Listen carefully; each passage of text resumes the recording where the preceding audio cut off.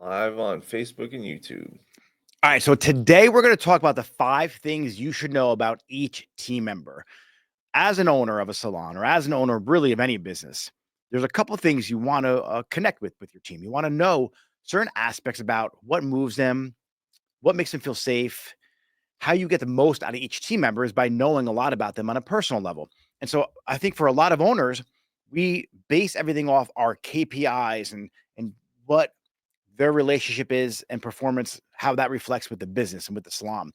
And you'll get the most out of people when you focus on what really moves them and motivates them. So today I want to really break down just 5 different areas you should be focusing on as an owner to get the most out of your team so they really show up more for themselves. And when they show up more for themselves, the direct connection to how that impacts your business is amazing. So when you have a stylist or you have a barber, you have a team member who is disciplined and they're consistent and they show up because they know how that's going to impact their life in a positive way, it's only going to impact your salon in a positive way.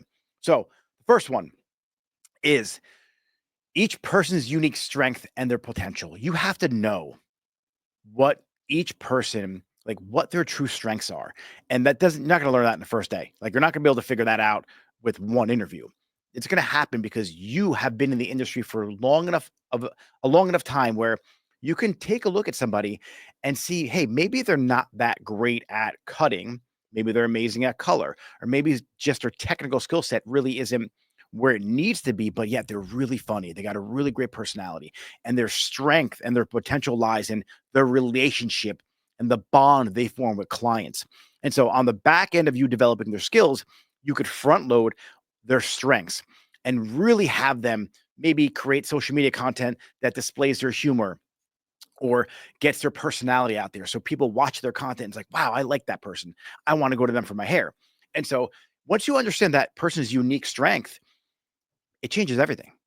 And then you could, instead of harping on things they're doing wrong or things they can improve on, you just keep on compounding the things they're amazing at.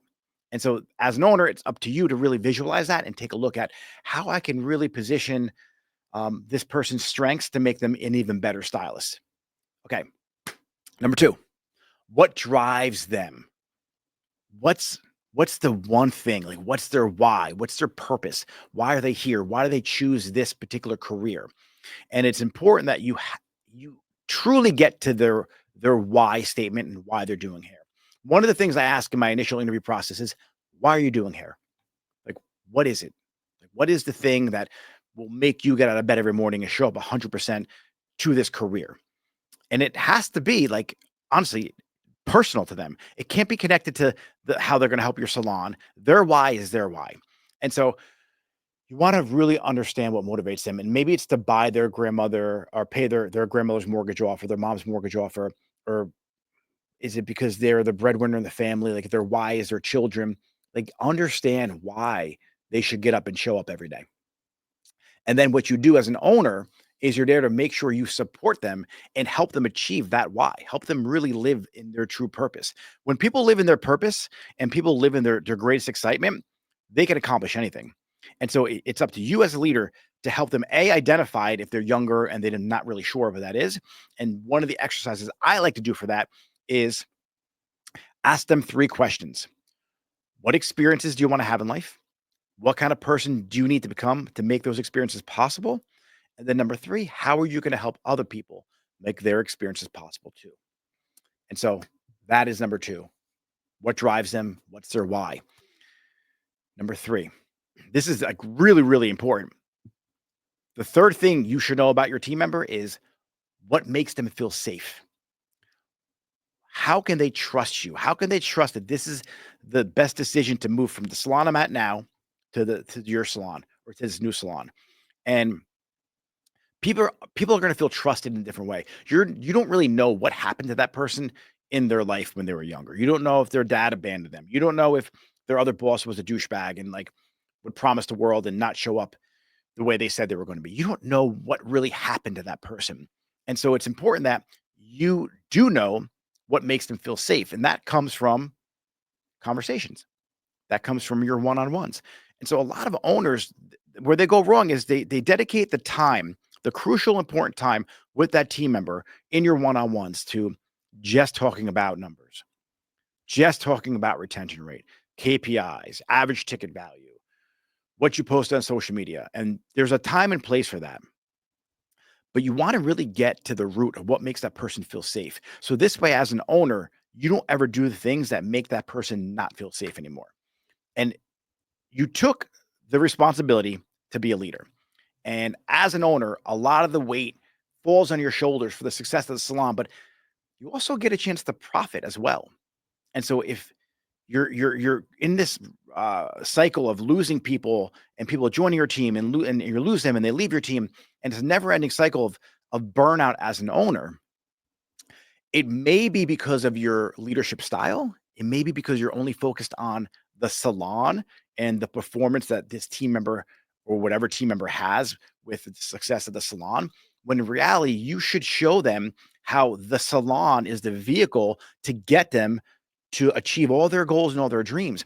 And you're going to do it in a way that makes them feel supported and safe. So you want to make sure you understand how can you show up in a way and how could you create this business that that person feels safe in your salon. And if they truly feel safe and they trust you and they trust you have the vision for them, why would they ever go anywhere else?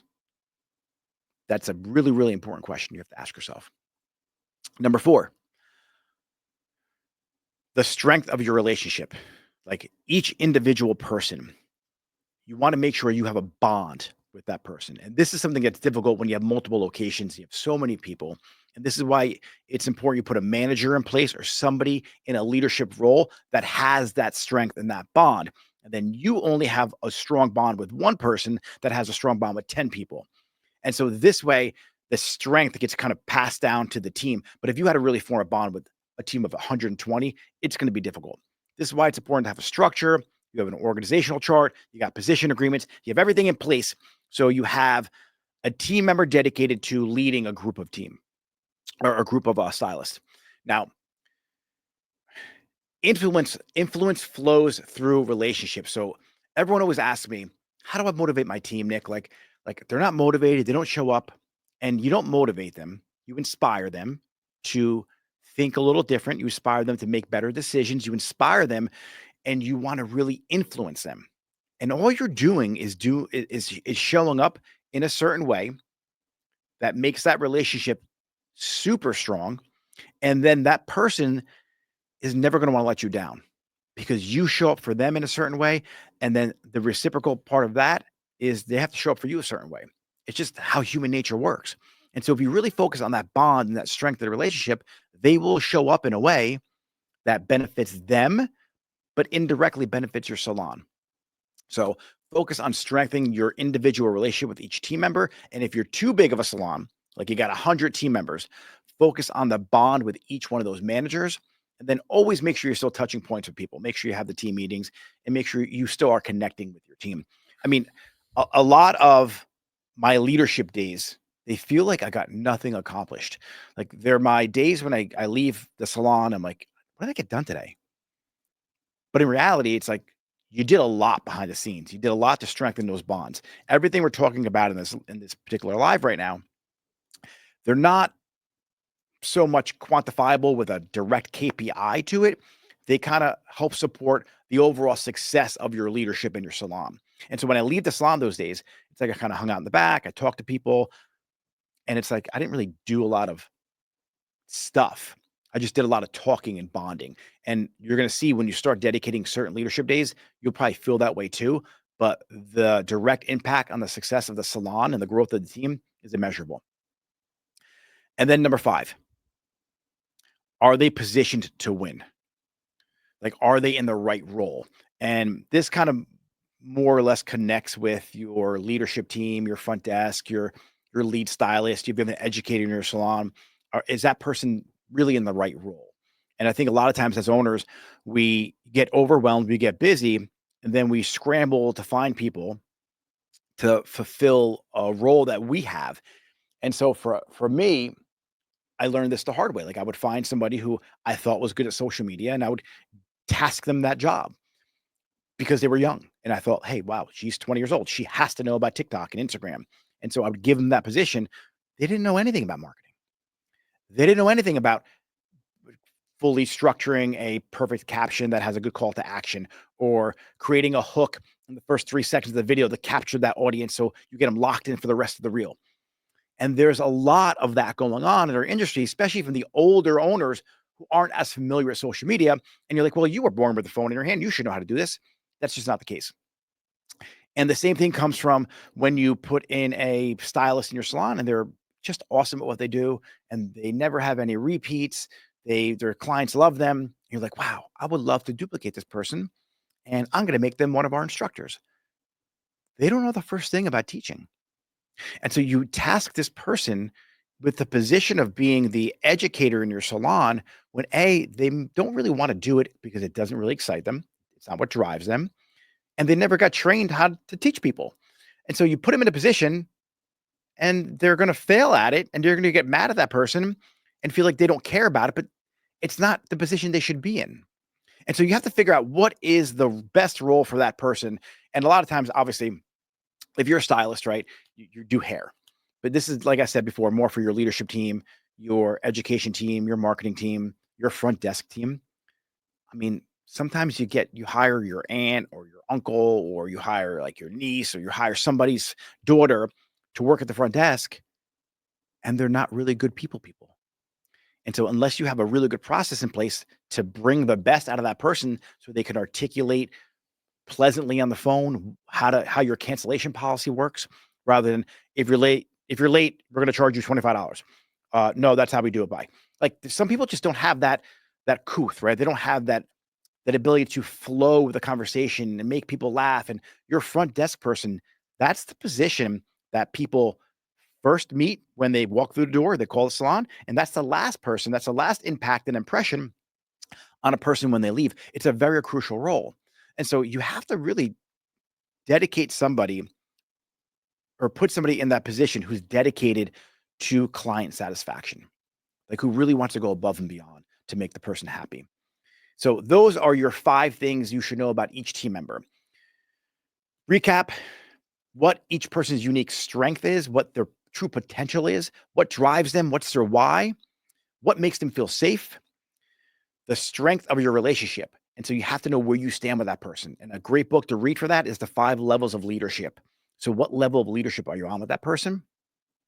And then, are they positioned to win, right? Are they in a position in your salon that they really deserve to be in, or they should be in, based on their skills and based on the training that they had already? And so did you give them all the tools they need to truly be successful at that position? So those are my 5. Let me know what you think in the comments below. I'm going to open up to a little bit of Q&A. So if you guys have a few questions you want to ask, feel free to drop them. James will read them off to me. Blue Chip Chips Bria, what's your take on salon suites? If you are a salon suite owner, should you also have a private suite for yourself to do special clientele? What's your take on this? I mean, suites have a purpose. I mean, I thought they were a really cool idea in the beginning. And I just feel like we are tribal beings, right? Humans, we like to work with a team. And so you need to sometimes bounce ideas off people. It can get very lonely in a suite. Now, in a private, exclusive suite, if you have a luxury service or you're catering to someone who I forget what it's called. A lot of the Muslim religion, they can't show their face or their hair in public. Like, you might need to have a private suite for somebody like that. You might have a client who has alopecia and she wears a wig, and so she doesn't want to take her hair off in the public window or anything. So a private suite's great for that. If you're just not a people person, which I don't know why you would be in this industry, but a suite's good for that. So there's a purpose for suites. I think that it's a great stepping stone into ownership. I don't think it's the most financially sound decision to pay $500 a week for a cubicle.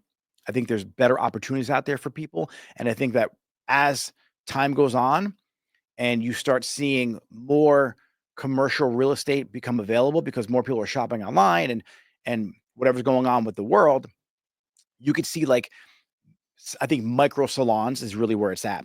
3 to 5 stations, boutique salons. I think you have the ability to scale, build a team. And so I would really look more into that than suites. So that's my take on suites. I think they're a great opportunity for people, especially higher higher ticket services like stylists who participate in like extensions, huge blonding services, platinum cards, things like that. And if you are a very valuable stylist where you could charge almost anything you want because you're the best at what you do and you don't want to deal with an owner or anybody else, then suites are going to be cool. But just understand it's a business. So there's inventory, there's ordering, there's your Google business page, your website, client retention, client attraction. And you can't really buy back your time in a suite like you could in a micro salon or a salon. So, next question, James. What we got? What's going on? Oh, it did? Oh, would you look at that? Is it back? It didn't die off on me yet. Let's see if you got it there. Do we got sound now? Do we still have sound this whole time? That was through the mic. All right, so James is fixing the camera right now. We should have camera back. James, we got the camera back? No, we don't. All right. Well, ladies and gentlemen, we're going to wrap up. We got the camera back. You got it back? We got All it right, back. next question, James. What the heck? There we go. So, next question. We have front desk is the first experience from Super Hario the book. C. Shepherd, new here, amazing information. Beauty Buzz Salon. What are the gems on new salons getting clients? How do I build clientele? Oh, this is a great question. This is a lot of my content teaches this. If you're a stylist, DM me. I have something called the Next Level Stylist, will teach you all of this. Same thing with my other Level Up Academy. But to grow your clientele, you have to be the best at what you do, whether it's cutting, coloring, braiding, nails, lashes, I don't care what it is. Become the best in your area. Tell every single person that you come in contact with that you're the best and you want to do their hair, nails, or lashes, or whatever it is that you do. Create content that positions yourself as an authority on that. Teach as much as you know about that particular area of business that you specialize in. Create content every single day. Go on your DMs and talk to people every day. Make sure you have a presence online. So when someone Googles best hair salon near me, your Google business page pops up or your website pops up, and then you retarget them with ads. So you create a pixel on your website that retargets people who are looking for the best salon near them with all your social media ads and social media content. And if you do that within 6 months, you will be the busiest person in your area. That's how you do it. And if you want that all unpacked in a bite-sized, actionable achievement action plan, DM me the word grow, and I'll show you how that works. All right, James. Grow Hair by Denise. Salon that is booth rental. How do you retain them and keep them inspired? Just like you lead anyone else. Like I have an independent commission team. They're not booth rental, but they are independent. And it all comes down to your leadership. Everything we talk about, do you know what their strengths are? Do you know what their goals are, what their vision is? And do you position your salon as the vehicle to help them achieve it? So it's so important that when you have your one-on-ones with them, even though they're independent, you have a pretty solid culture contract and you have a booth renter position in your salon that explains exactly what you expect of them. And then you give them their own achievement action plan. And so you have to ask yourself, what business are you in? What business are you really in? And what business do you need to be in? So a lot of people, you think you're a booth renting salon, but you're in the coaching business. You're in the mentorship, you're in the leadership business. And so if you can truly become a leader and inspire them to show up better for themselves, and you give them an atmosphere and you create raving fans of these renters, then they're not going to want to go anywhere. Right? Because they're your clients too. And so I think a lot of owners, whether you have a rental salon or a commission salon, we think the clients that we have are only clients that walk in our salon to get their hair done, when our clients that we have are the people behind the chairs. And they're our most important client because they're the ones who are really touching people all day long. And they're the ones who are showcasing our brand to the masses. You could do one person at a time. But if you have a team of 100, now you just multiply that and you're doing 100 people at a time. And so if you truly are a leader and you make all those 100 people feel inspired and make them raving fans of your brand, then they're going to want to leave a lasting impression on every client that sits in their chair because it's a representation of you as a great leader and they're part of that brand. And so you have to change the way you're looking at your renters and really make them your clients. All right, James, next question. We got C. Shepherd. What advice would you give someone who is starting cosmetology school / Paul Mitchell? All right, cool. Yeah, school. You're going to learn the basics of school. I would not get discouraged. It's going to be really hard. You're going to suck at first. And my advice is be a sponge. Be be open to everything. Try and learn everything. Don't limit yourself. Don't just focus on the money. Focus on the impact. And so a lot of new styles like I want to make money, so I'm going to specialize in blonding. And a lot of them do that because they can make money doing it, but B, because they suck at cutting hair and they never learn the skills of cutting hair. And so what I think where a lot of people go wrong is they enter this industry because now it's glamorous to be a hairstylist. When years ago it was like, oh, you're going to hair school? What? You can't go to college? But now it's like it literally is a glamorous position. Like you can make hundreds of thousands of dollars a year. And what I want you to understand is you are a brand yourself. So when you go into hair school, start cultivating this brand. And so, what does this brand look like? What is your end game? Start with the end in mind. Where do I want my career to end? It's going to be really hard for you to map this out in the beginning, but here's something I teach called the personal economy. And I want you to understand that the opportunity as a new stylist going into this industry today, you have the opportunity to do services, sell products or create products, and then sell knowledge or digital products, right? So, that's your three areas of your personal economy. And in 20 years from now, what is the impact you want to have made on this industry and people? And how are you going to have this career be the vehicle to get you there? And I keep saying vehicle in this live and podcast because that's what it is. Like you have the opportunity. If I wanted to go to California right now, I can take a plane, I could walk, I could take a bike, I could take a motorcycle, a bus, a train. Like those are vehicles. And so the end goal is California. So my end goal is to impact 200 million people. And if I want to impact 200 million people a year, what's the best way to do that? Probably YouTube, probably content, right? What I'm doing right now.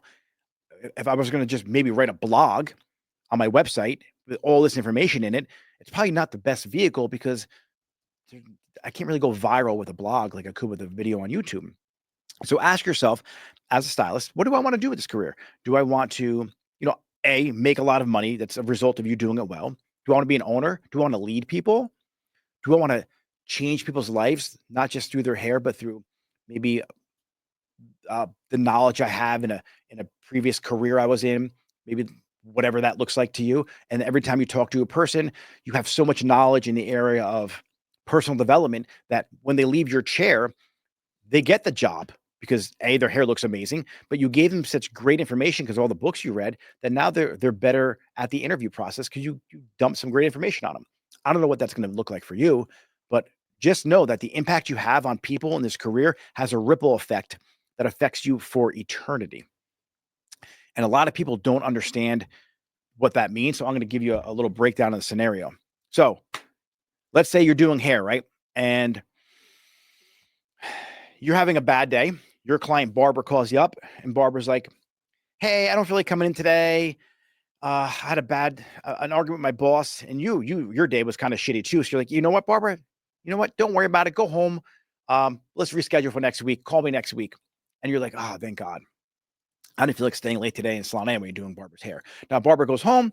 Barbara got in a fight with her boss at work. Goes home, gets in a fight with her husband, and now all of a sudden, you know, her and her husband have an argument. He's up all night. He's a surgeon.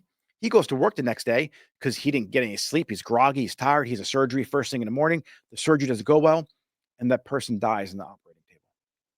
Okay, horrible, horrible way to explain this, but it's a reality that probably happened at some point of someone's life with all the people on this planet. Now, let's rewind a little bit. Barbara calls you up. You pick up the phone. She wants to cancel. You're like, you know what, Barb? Don't. I got a glass of wine waiting for you and some highlights. Come on in. I have no one else in the salon today. It's just me and you. Let's talk about it. And you show up for that person the way you're supposed to. And Barbara comes in. You guys laugh. You have a glass of wine. Her hair looks banging. She goes home, has an amazing night with her husband. They're very well rested. He wakes up in great spirits. He goes to the surgery. Boom. That person survives on the operating table. Now you're like, what the hell does it got to do with me? So fast forward 20 years. You have a child now. Your child's driving a car, tragic, terrible car accident, and he needs to get saved by the jaws of life. Who shows up to the scene? That person who's Barbara's husband saved on the operating table. He's the paramedic who gets dispatched to the scene. He saves your son's life. So the ripple effect that we have in this world with the people that we touch every single day is immeasurable. Like, just think about that for a second. That's how this world works. And so just because you wanted to show up the right way for Barbara and make her feel amazing, that just not only impacted her husband, the person he saved on the operating table, whoever else was involved in that person's life, but it indirectly affected your life 20 years from that point in time. And so when you look at this career and you look at it from the lens like that, from the impact that you have, it changes the way you do everything in this career. So I want you to understand the power that you have by being in a service industry and truly serve people 100% that you're capable of at that point in time. Always give it your best. So that was my long drawn out answer for how you We should got a think of this couple career. questions. All right, let's rock and roll. Which program is the one for owners? Where do you teach how you make online retail and teach about how to run a commission salon? Oh, that's That Level is Up by Academy. Glow Hair by Denise. Denise, yeah, DM me the word grow. That's the Level Up Academy. And so we have a section of that we build out a Shopify store for you, upload your product feed to Google and Meta, teach you how to run ads, teach you how to run a commission salon, teach you how to teach your stylists how to become affiliate marketers and create content so they drive traffic to your salon. Email marketing, social media marketing, all of that's involved in the academy. And so we hit 4 pillars. It's mindset, marketing, operations, and leadership. And so we make you truly a master at all 4 of them. So you can run your salon, your e-commerce store, or your knowledge-based business. So DM the word grow. I think it's the best community on the planet. So it's a combination of community, coaching, and curriculum. Blue Chips Bria. How important is posting organic content versus running ads on your best content? It seems like creating content is a time-consuming project on its own. Run ads or recycle content behind ads. I think where you want to budget your money, and this is a brilliant question for everybody. So the question is, should you focus more on organic content or should you focus more on ads? Organic content takes so long. I want you to think of yourself as a content creator and act like a professional. And so a professional doesn't just spend money to figure things out because you're going to, unless you have an amazing budget and you want to do that, but that's not the most genius way to do it. What you're going to do is create organic content as you're split testing, as you're testing of that content. Whatever does very well or yields the result that you want, like you posted a piece of content, let's say it didn't go viral, but let's say 15 people out of 20 who viewed that content sent you a message that they want to book an appointment with you. And then you did another piece of content that got 2 million views, but no one messaged you about booking an appointment with you. Which do you want to use as an ad? The content that got 15 messages and only 20 views. Because what's the result that you want from the ad? You want to book clients, right? So going viral is fine. It's cute, but it doesn't really convert to money or clients in your chair. So that's what you use organic content for. And so as a professional content creator, you create different types of content. And then the ones that do well actually achieve the result that you're creating the content for, which is hopefully booking appointments. That's what you put fuel on that fire. That's what you add money to. And so organic is your testing ground. Ads is how you actually show up and you play the game. And so whether it's retargeting, whether it is just getting exposure for your name, if you're new to an area, getting people in your flywheel. I like to call. I don't like the funnel approach to advertising. I like the flywheel approach. It's important that you do have a balance of organic and you have a balance of advertising. And if you're at your wit's end because you're really burnt out, pick a specific day, create one banger piece of content that gets the result that you want once a week. If that's what you have on your plate, then do that and use your stories for the connection points. We're actually teaching that today. So if you're in the Level Up Academy and you're watching this live, we're going to be going over the social media posting strategy 2.0. This is version 2 that I'm going over today. All right, next question, James. LindaAlvar.com. I think that's how you say it. How do you handle retail on a booth rental salon? Great question. If I was a booth rental salon, what I would do is I would have a Shopify store. I would create an individual landing page for each one of my renters. They would have their own discount code and their own affiliate link. And then any of their clients who buy in my salon, they'll get a 20% kickback on that retail. That's how I would do it. So any content they make that drives traffic to my website or any client they bring into my salon that buys that product, I would give them the 20% commission on it. And I know people like, I wouldn't do 10, I wouldn't do 15, I would make it worth their while. I would say 20% is fair because you're almost splitting it with them because your margins would be 50%. Obviously, you're putting the money out, you're storing it, you're stocking it. And so if you're giving them 20%, 25% is half of the profit. 20% is very generous. And I think that you could really get some movement with that. Next question. Danielle Sandy, if I'm a booth renter, if I'm a booth renter and have my own website, should I have my own salon name or still be under the salon name? Have your own brand name, and I would do it at the salon. So it would be Nick Mirabella at the Warehouse Salon. That's what I do for my team. And then your salon, your website should be your name. Right now, if you don't have a salon, you are the personal brand. And so I would just be your name at that salon is how I would do it. Sasha Lindsay, is booth rental curses commission limiting your income?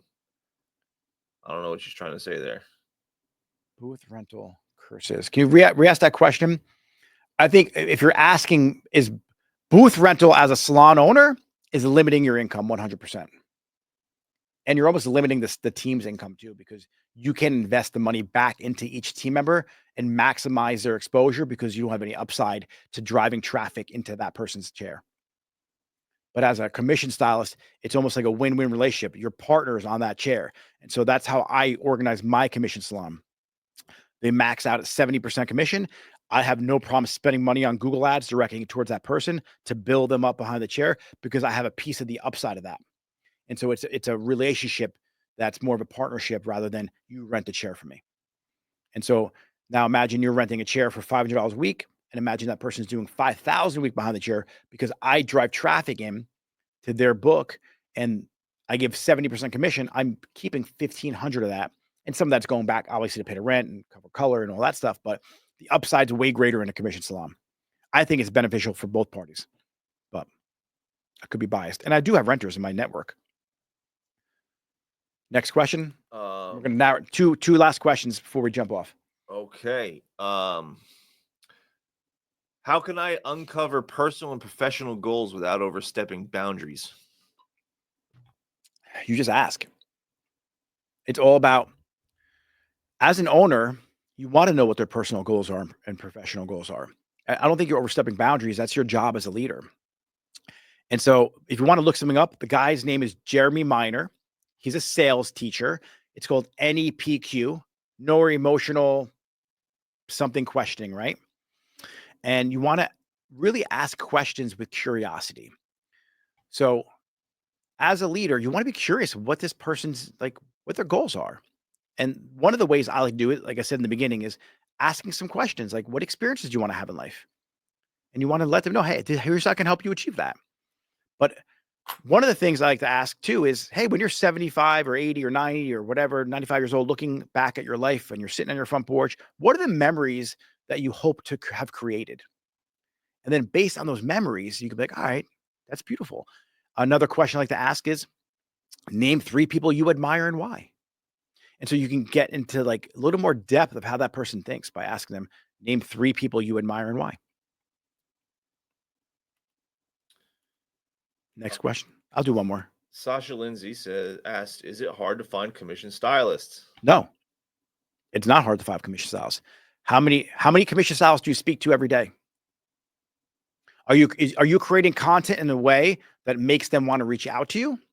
And so one of the main classes that I teach, it's part of the hub of my system, is going to be the perfect salon model, how to build a profitable salon model that aligns with your vision. The other one is the stylist attraction system. That's what we're going to talk about right now.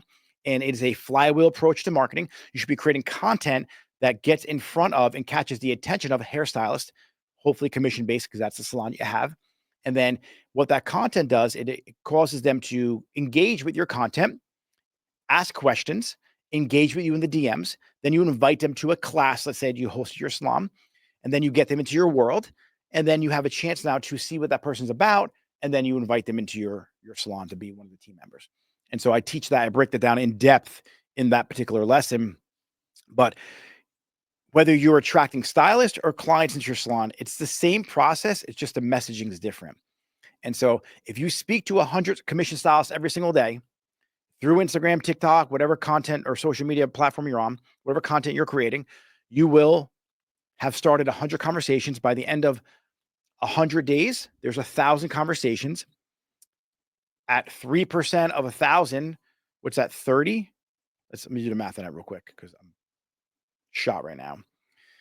So 1,000 times 3%. Yep, 30 people. So I want to double check that math there. But big brain on Brad. Yeah, I know. But so 30 people. So imagine, dedicate 100 days to talking to 100 new people every day. And within 30 days or within 100 days, you'll have 30 people on your team. And just change them or so it works for you. If you need 3 people, then you talk to 10 people a day. And in 100 days, you got 3 people. It does work. All right. Now, finally, last question, ladies and gentlemen. We got to get ready for the 1 o'clock call for our Level Up Academy members. Make it a good one. What are the best practices for giving constructive feedback in a salon environment? You mean like in a group setting, in a team setting? Yeah. You constructive feedback is for the team. Any direct constructive criticism of a person's actions should be done in private. You praise somebody in public, you correct them in private. If it's the whole team, you want to use something in a metaphor I call PCP, praise, correct, praise. And so you want to come out with a lot of praise for everybody. Find the good things they're doing. Like, hey, you guys are killing it here. You're killing it here. You're doing great here. Here's where I see some need for improvement. And then you finish off on a good note. And so that's how you want to arrange that conversation. But whenever you have to criticize somebody, a particular person who's falling short on your team, do that in a more of a one-on-one setting. And everyone, thanks for tuning in. If you are a salon owner or a stylist, salon owners, how we work this is we teach you, like I said, marketing, mindset, operations, and leadership. Money is going to be involved in operations, and you get access to learn how to really grow your personal economy, develop your perfect salon model, your stylist attraction system, and your client attraction system. And then those are the first part of your personal economy. Then we could jump into Shopify or jump into a knowledge-based business where you can actually monetize your internal curriculum for your team that you build out to train your own staff. And then the next level stylist, it's a support group that I created, a part of my community. So my salon owners have a place to send their team so I can help drive home some of the principles that I'm teaching in the main community. And my own team gets access to that as well. So you're going to hear how I coach my own personal team. But ladies and gentlemen, thank you for watching. If you're watching on YouTube, make sure you click subscribe to this channel. Me and James are changing our content. We're going to be raising the standard that we are delivering our content on. If you're on Instagram, you should be following me already. If you're not, just click follow. And if you need any help whatsoever, DM me the word grow. We'll get in a conversation, see if I can help you. I will see everybody later. Have an amazing Monday, and I am out.